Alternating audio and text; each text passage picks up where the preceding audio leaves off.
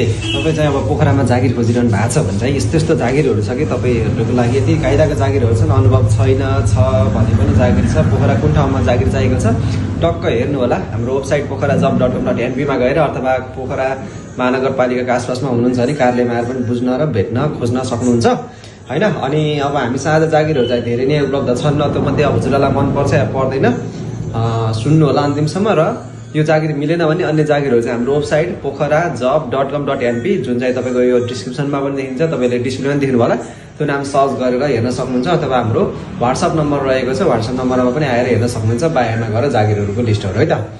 र कुरा गर्नुपर्दा कामको आज चाहिँ ट्याक्क लाएर हामीलाई चाउथे खसी बजार डिपी मार्गमा एउटा हार्डवेयर पसको लागि गाडीमा हिँड्ने सहयोगी पुरुष चाहिएको छ।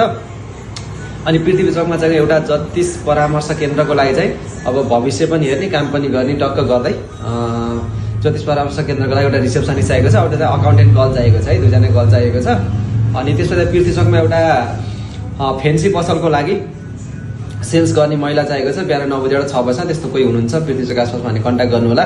अनि नयाँ बजारमा एउटा मोबाइलको होलसेल पसलको लागि मार्केटिङ गर्ने, चेक डिपोजिट अनि कस्टमरहरूलाई भेट्ने त्यस्तै गर्नको लागि बाइकको लाइसेन्स भएको मार्केटिङ बाइक चाहिएको छ। महेन्द्रपुरमा एउटा प्लास्टिक पसलको लागि पनि मार्केटिङ बाइक चाहिएको छ बाइकको लाइसेन्स भएको।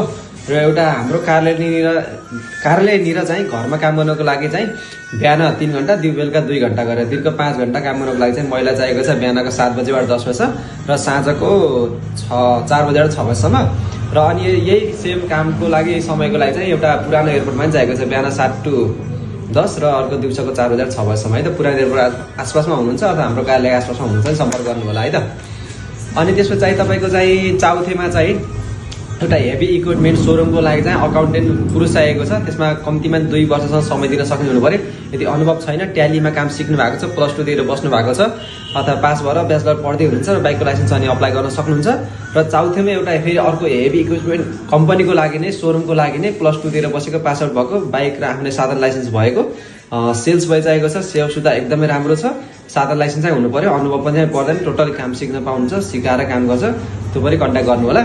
र लेग साइडमा एउटा होटलको लागि नाइट रिसेप्सनिस्ट चाहिएको छ स्टेट नम्बर 14 मा, जुनको चाहिँ तपाईँको पहिला वेटरमा अथवा रिसेप्सनमा चाहिँ कति 6 महिना कम्तीमा 6 महिना काम गरेको अनुभव छ भने चाहिँ सम्पर्क गर्न सक्नुहुन्छ। र हाम्रो कार्यालयको कुरा गर्नुपर्दा जुन चाहिँ जालप रोड पोखरा महानगरपालिका माथिबाट दाहिने साइड स्टेट नम्बर 11 भित्र छिरेर आउनुहोस्, अथवा चाहिँ होइन भने चाहिँ सभागृहतिर आउँदै हुनुहुन्छ नि तलबाट देउरो साइड स्टेट नम्बर 11 भित्र छिरेर आइसकेपछि जालपुरको स्टेट नम्बर 7 होमल्यान्ड होस्टेलको बिल्डिङमा हाम्रो कार्यालय छ।